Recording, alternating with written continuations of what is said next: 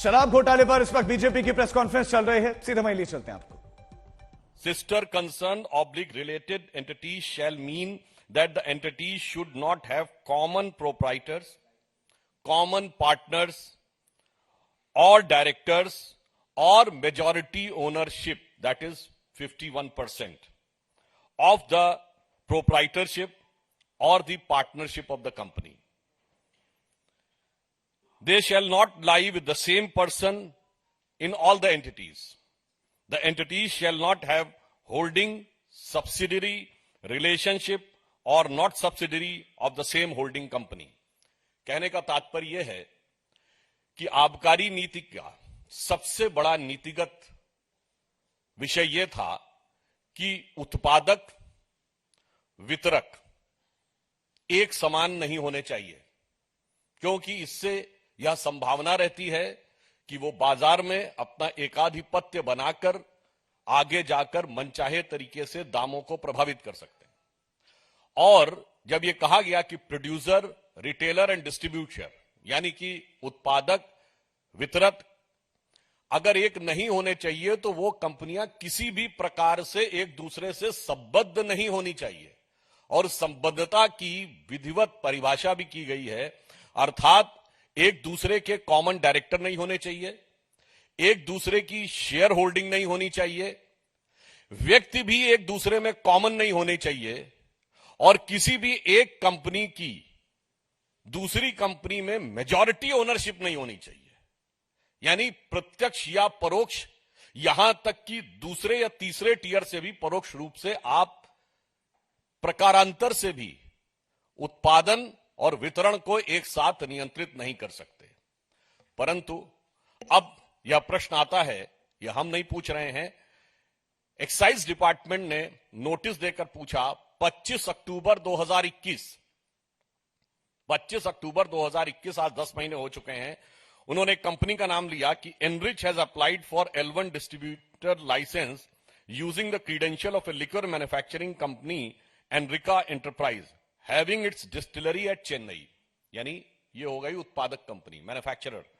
अब वो कह रहे हैं Enrich is also applied for L1 distribution license despite being related to Magunta Agro and Pixie, which have won retail zone licensing for zone number 4, 23 and 22 with a malicious intent for forming a cartel.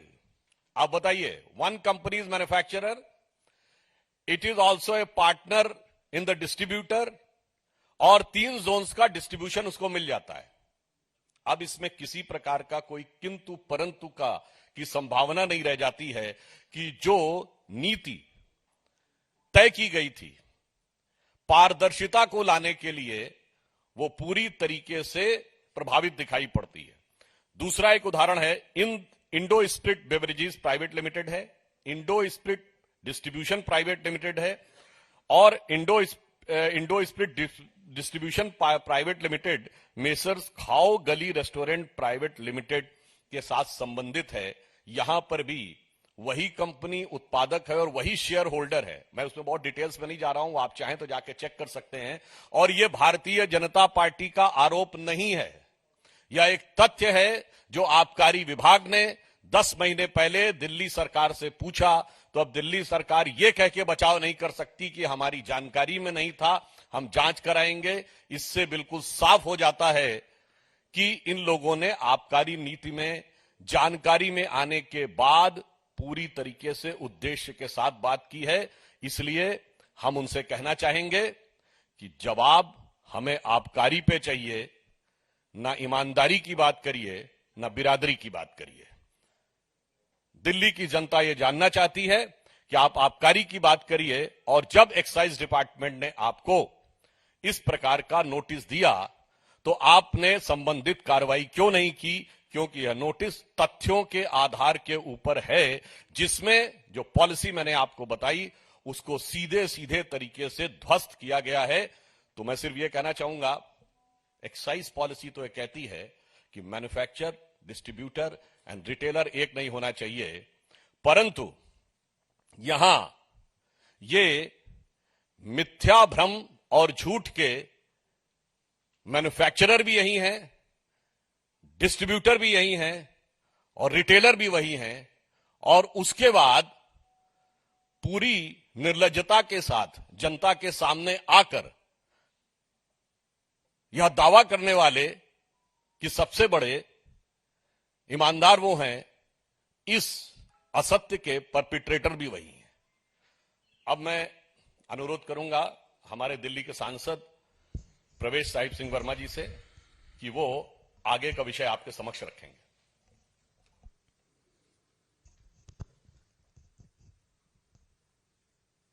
धन्यवाद सुधांशु जी। सभी मेरे पत्रकार मित्रों, अभी सुधांशु जी ने जिस committee की report का जिक्र किया, वो कमेटी पॉलिसी से पहले बनाई गई थी दिल्ली सरकार द्वारा और उनको अपने रिकमेंडेशन देने के लिए कहा था। कुछ बातों की जानकारी सुधांशु जी ने दी है, कुछ बातों की जानकारी मैं देता हूं कमेटी के बारे में। कि कमेटी ने एक रिकमेंडेशन करी कि avoiding of mall practice like brand pushing, कि आप कोई प्रचार नहीं कर सकते कि शराब ज्यादा बिके, मगर आपने छूट दे दी कि एक पेटी के बदले में एक पेटी फ्री दीजिए। पूरे दिल्ली में नहीं, पूरे देश में यह प्रचार था कि दिल्ली में एक पेटी के साथ में एक पेटी फ्री मिल रही है और दिल्ली से बाहर से लोग आकर दिल्ली से खरीद रहे थे। तो उस चीज का प्रचार ये अकॉर्डिंग टू कमेटी रिपोर्ट ये नहीं कर सकते थे। एक इन्होंने जो कमेटी की रिकमेंडेशन थी कि wholesale operation under one government entity, इस बात को नोट कीजिएगा, बहुत ही इंपॉर्टेंट है कि wholesale operation under one government entity, the model to be followed should be similar to the one as followed in the state of Karnataka, where KSBCL, Karnataka State Beverage Corporation Limited. तो कर्नाटक में जो वहां पर model चल रहा था कि जो होलसेल है, होलसेल का जो काम है वो सरकार को ही करना चाहिए। जो हम बार बार एक आरोप लगाते हैं जिसका आम आदमी पार्टी अभी तक कोई जवाब नहीं दे पाई, ना उनके पास में जवाब है, कि जो L1 का कमीशन इन्होंने, L1 मतलब है होलसेलर, L1 का कमीशन इन्होंने 2% से 12% क्यों किया, इसका कभी ये लोग जवाब नहीं देते। तो कमेटी ने कहा कि जैसे कर्नाटक में होता है कि वहां पे सरकार ही होलसेल का काम करती है, तो यहां पर भी सरकार होलसेल का काम करे ताकि हम उसको कंट्रोल कर सकें और सरकार को मुनाफा आए। फिर ये कमेटी की रिपोर्ट में कहा कि नॉन कंफर्मिंग एरियाज, जैसे कि गांव हैं, जैसे कि कॉलोनीज हैं, जहां पर कोई कमर्शियल मार्केट नहीं है, जहां पर कोई DDA की, कोई MCD की मार्केट नहीं है, वहां पर नहीं खुल सकती दुकानें। मगर इन्होंने जब ऑक्शन किया जोन्स का, तो इन्होंने नॉन कंफर्मिंग एरिया को भी बेच दिया। उसके बाद में कमेटी कहती है कि only individual can apply for license, यानी कि इनका टारगेट था कि 800 दुकान खोलेंगे तो 800 लोगों को एक एक दुकान एक एक आदमी को देंगे। कभी कमेटी ने नहीं कहा कि आप पूरा कार्टेल बनाकर एक एक आदमी को 100 दुकान दे दीजिए, एक एक आदमी को 2 जोन दे दीजिए, कभी कमेटी ने ऐसा नहीं कहा। उसके बाद में कमेटी ने, जो भी सुधांशु जी ने जिसका जिक्र किया, नो मैन्युफैक्चरर और wholesale licence holder is allowed to bid for zonal licence, कि जो होलसेलर होगा वो मैन्युफैक्चरर नहीं हो सकता, जो मैन्युफैक्चरर होगा वो रिटेलर नहीं हो सकता, जो रिटेलर होगा वो मैन्युफैक्चरर नहीं हो सकता। मगर 2 कंपनियों की मैं यहां पर अपना जिक्र करना चाहता हूं। एक है महादेव, वो तीनों ही है जो कि मिसेस चड्डा चलाते हैं। उसके बाद में एक है बड़ी पंजाब। तो ये 2 कंपनियां ऐसी हैं जो तीनों का काम करती हैं। ये शराब बनाती भी हैं, इनके पास में L1 का लाइसेंस भी है और इनके पास में दिल्ली में जोन्स भी हैं। फिर एक है महादेव, एक है बड़ी पंजाब। फिर इसमें एक इंपॉर्टेंट पॉइंट है कि if the applicant does not accept the license after winning the bid within the stipulated time frame, EMD amount shall stand forfeited. जो इन्होंने 144 करोड़ रुपया वापस कर दिया लोगों का, ये बोल के कि कोविड चल रहा था, किसी छोटे व्यापारियों का 1 रुपया नहीं वापस किया, मगर 144 करोड़ रुपए शराब माफी का माफ कर दिया, जो पॉलिसी कहती है कि किसी को भी माफ नहीं किया जाना चाहिए। तो मैं इनसे सवाल पूछता हूं कि आपने ये पैसा क्यों वापस किया? जी जी जी, ये सारा पैसा जो कंपनियां जिन्होंने बिड की थी और जिनको बिड में जोन मिल गए थे, जब वो नीचे से जाकर एनओसी नहीं लेके आए तो उनको पैसा वापस कर दिया गया। देश में दिल्ली में एक ऐसा ही राज्य है दिल्ली, जहां पर शराब मंत्री भी वही है जो शिक्षा मंत्री है। तो एक तरफ ये शिक्षा की बात करते हैं और दूसरी तरफ ये बच्चों की उम्र को घटा देते हैं, उनको छूट देते हैं कॉलेज के बच्चों को कि आप जाके शराब पीजिए। हम, बहुत अजीब सी बात है कि शिक्षा मंत्री हैं और हम इनसे केमिस्ट्री का सवाल पूछते हैं और ये हिस्ट्री का जवाब देते हैं, क्योंकि ये केमिस्ट्री का सवाल इसलिए नहीं उसका जवाब दे सकते क्योंकि 60% दिल्ली सरकार के स्कूल में साइंस नहीं पढ़ाई जाती है। इसलिए शिक्षा मंत्री से जब भी पूछो कि 2% से 12% क्यों किया, तो वो जवाब देते हैं कि हमारे घर में एक आज अपना डॉग को बच्चा हो गया, कुत्ते को बच्चा पैदा हो गया। हम उनसे जो है सवाल पूछते हैं कि आपने क्रेडिट नोट 18 करोड़ रुपए का एक एक, तो ये जो 2% से 12% की कमीशन कैसे ट्रांसफर होती थी कि क्रेडिट नोट ये देते थे। आप सभी कभी दुकान पर जाते होंगे, कोई जूता खरीदते होंगे, आपको जूता पसंद नहीं आता होगा, तो जब आप उसको वापस कराने जाते हैं तो आपको क्रेडिट नोट दे देते हैं कि ये 1 साल तक वैलिड रहेगा, इसके बदले में कभी भी जूता ले लेना या कभी भी उतने अमाउंट का कोई भी चीज ले लेना।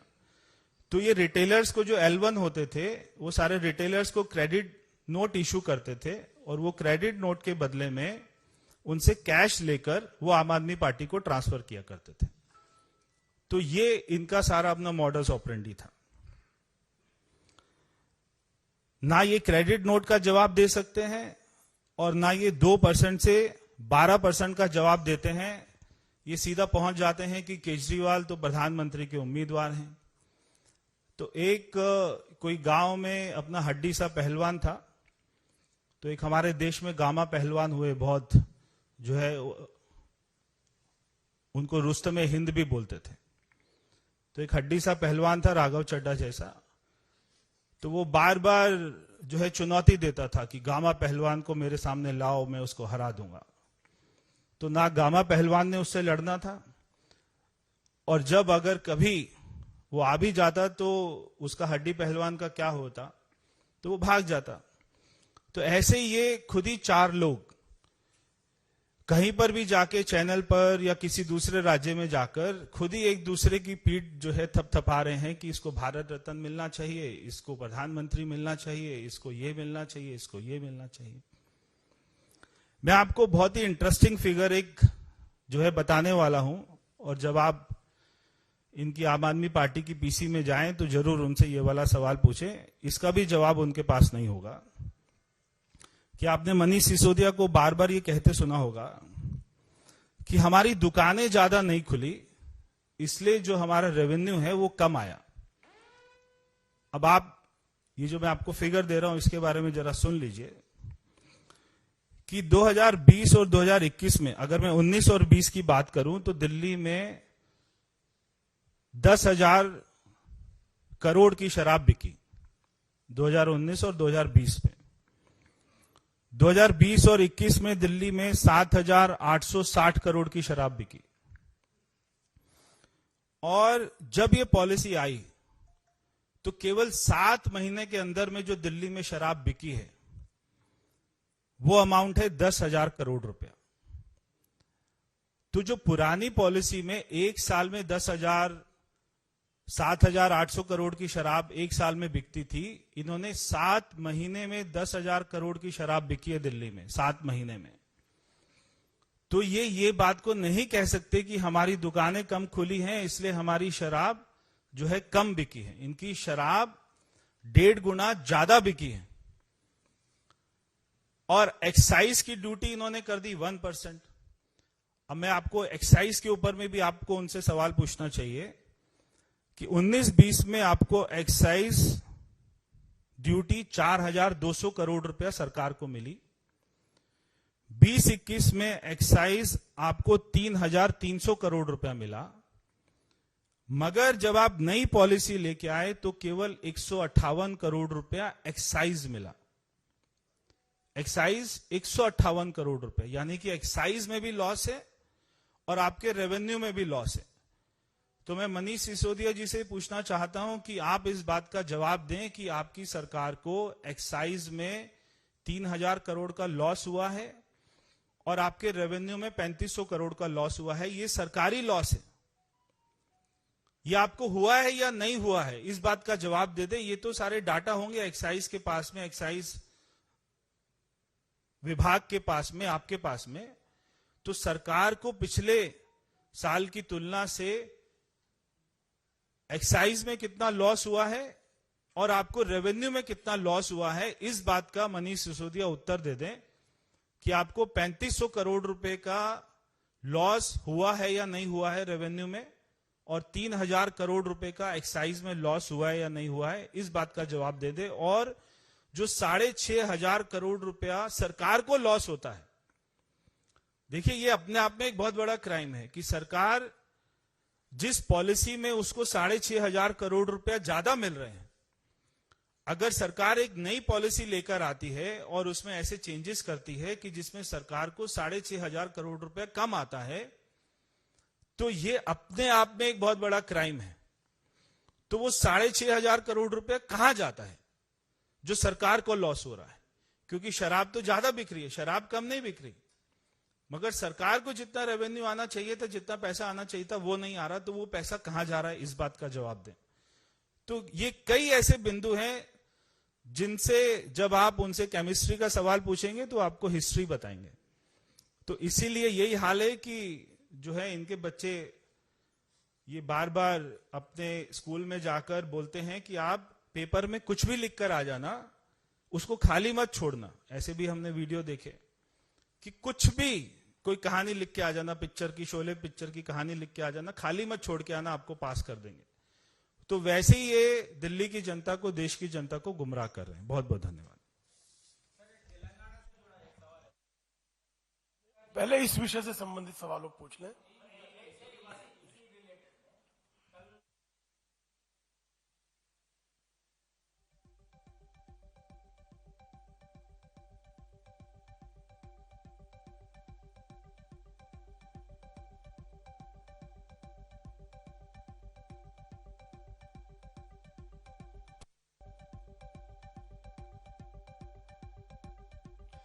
देखिए, इस विषय पे जांच एजेंसी करेगी, परंतु यदि उनका इस विषय से कोई लेना देना नहीं है तो हमारे प्रदेश अध्यक्ष संजय बंडी जी को उन्होंने गिरफ्तार क्यों किया है? क्या एक सांसद भी हैं वो?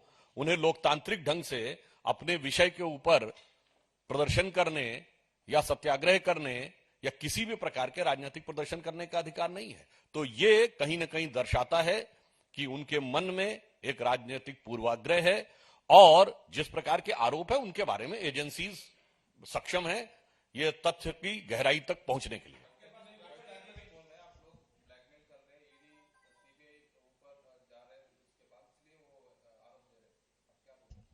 देखिए, ये आरोप, इसमें आपको किसी प्रकार का कोई नयापन नजर आता है? मैं पूछना चाहता हूं, जो लोग हम पे आरोप लगा रहे हैं, 2014 से पहले जब हम सरकार में नहीं थे तब जांच एजेंसियों के घेरे में कौन था? हमारे नेता थे या उनके नेता थे?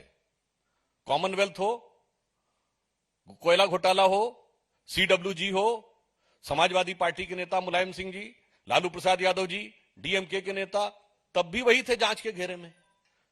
तो आज यह आरोप बिल्कुल निराधार है। तब भी हमारा कोई नेता जांच के घेरे में नहीं था। कारण यह है कि भ्रष्टाचार उन लोगों का नैसर्गिक चरित्र है। सत्ता में रहे तो भी, विपक्ष में रहे तो भी हम पारदर्शिता, ईमानदारी के साथ कार्य करते हैं। सत्ता में रहे तो भी, विपक्ष में रहे तो भी।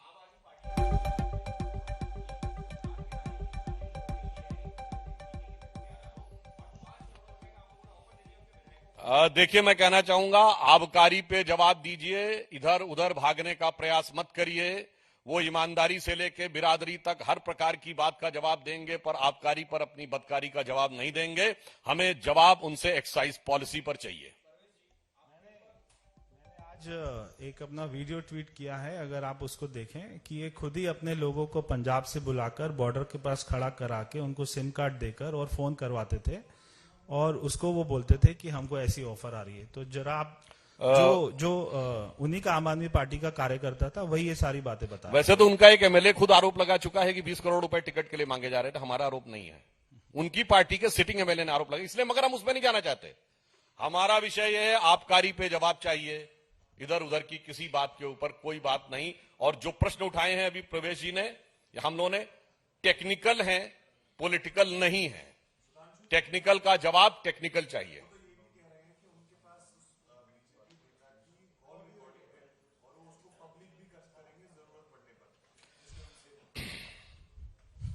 – 2014 का उल्लेख किए ना, ये बताइए, वो उनकी कही कितनी बातों पे चेंज किया जा सकता है। मैं राजनीति में कभी नहीं आऊंगा, कट्टरता के साथ कहा था। सारी संसद चोर है, कट्टरता के साथ कहा था। कांग्रेस पार्टी का समर्थन नहीं लूंगा, कट्टरता के साथ कहा था। शीला दीक्षित जी को बेईमान, कट्टरता के साथ कहा था। 49 दिन के बाद कहा था गलती हो गई, कट्टरता के साथ कहा था। बंगला नहीं लूंगा, कट्टरता के साथ कहा था। सुरक्षा नहीं लूंगा, कट्टरता के साथ कहा था। तो एक कहावत है ना, कही न जाए का कहिए। उनकी कही बातों के ऊपर क्या कहा जाए, इसलिए उनकी बात की विश्वसनीयता ही नहीं है कि उनकी बात का कोई तथ्यात्मक जवाब हो सके। धन्यवाद।